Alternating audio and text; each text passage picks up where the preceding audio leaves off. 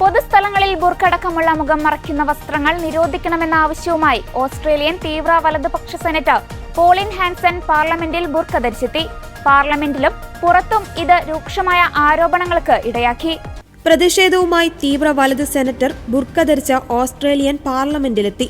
പൊതുസ്ഥലങ്ങളിൽ ബുർക്കയും മറ്റു മുഖം മറയ്ക്കുന്ന വസ്ത്രങ്ങളും നിയമവിരുദ്ധമാക്കണമെന്ന് ആവശ്യപ്പെടുന്ന ബിൽ അവതരിപ്പിക്കുവാൻ അനുമതി നിഷേധിക്കപ്പെട്ടതിന് തൊട്ടു പിന്നാലെയാണ് ശരീരം മുഴുവൻ മറയ്ക്കുന്ന ഈ വസ്ത്രം ധരിച്ച് ഹാൻസൺ സെനറ്റ് ചേംബറിലേക്ക് പ്രവേശിച്ചത്. ഇത്തരമൊരു നിരോധനത്തിനായി സമ്മർദ്ദം ചെലുത്തുവാൻ ഹാൻസൺ പാർലമെന്റിൽ ബുർക്ക ധരിച്ചെത്തുന്നത് ഇത് രണ്ടാം തവണയാണ്. ഹാൻസൺ ബുർക്ക ധരിച്ച് ചേംബറിലേക്ക് പ്രവേശിച്ചതോടെ സെനറ്റിൽ ബഹളമുണ്ടായി. അത് അഴിച്ചുമാറ്റാൻ അവർ വിസമ്മതിച്ചതിനെ തുടർന്ന് നടപടിക്രമങ്ങൾ നിർത്തിവെക്കുകയും ചെയ്തു. ഇതൊരു വംശീയവാദിയായ സെനറ്റാണ്. നഗ്നമായ വംശീയതയാണ് അവർ പ്രകടിപ്പിക്കുന്നതെന്ന് ന്യൂ സൗത്ത് വെയിൽസ് സംസ്ഥാനത്തു നിന്നുള്ള ഗ്രീൻസ് സെനറ്റായ മെഹ്റീൻ ഫാറൂഖി പറഞ്ഞു. വെസ്റ്റേൺ ഓസ്ട്രേലിയൻ സ്വതന്ത്ര സെനറ്റർ ഫാത്തിമ പൈമാൻ ഈ പ്രവൃത്തിയെ അപമാനകരം എന്നാണ് വിശേഷിപ്പിച്ചത്. താൻ മുന്നോട്ട് വെച്ച ബിൽ സെനറ്റ് തള്ളിയതിലുള്ള പ്രതിഷേധമായാണ് ബുർക്ക ധരിച്ചതെന്ന് പിന്നീട് ഫേസ്ബുക്ക് പോസ്റ്റിൽ ഹാൻസൺ പറഞ്ഞു.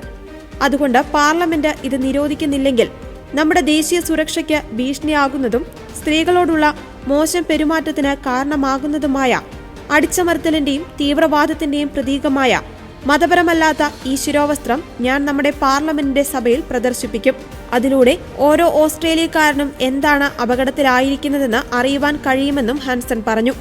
ക്വീൻസ്ലാൻഡിൽ നിന്നുള്ള സെനറ്ററായ ഹാൻസൺ ഏഷ്യയിൽ നിന്നുള്ള കുടിയേറ്റത്തോടും അഭയാർത്ഥികളോടുള്ള കടുത്ത എതിർപ്പിന്റെ പേരിലാണ് 1990കളിൽ ശ്രദ്ധ നേടുന്നത്.